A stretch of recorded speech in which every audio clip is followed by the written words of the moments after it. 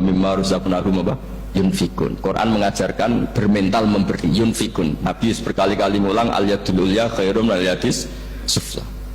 Dan memberi itu tidak harus nunggu kaya. Gambarannya Quran tentang orang baik itu gimana? Alladzina yunfikuna fis sarra wadharra. Bukan fis sarra saja, ketika wadharra juga.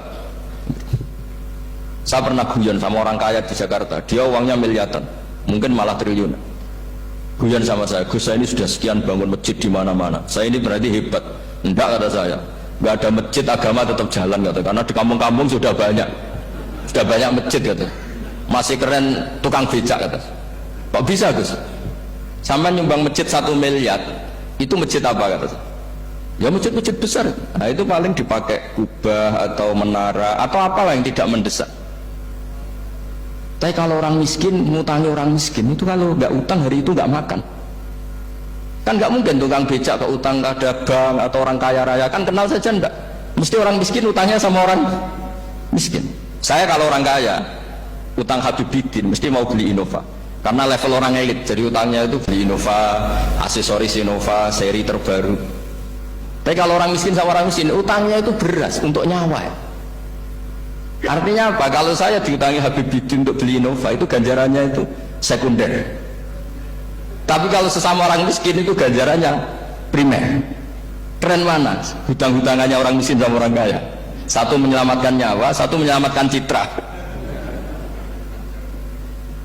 Dia baru sadar, ternyata orang miskin lebih hebat ketimbang saya, lebih hebat, tapi tidak usah ditiru, kata saya. Cuma dia menjadi tidak sombong sekian miliar yang disumbangkan ke masjid karena dia menjadi tahu ternyata itu tidak bangga.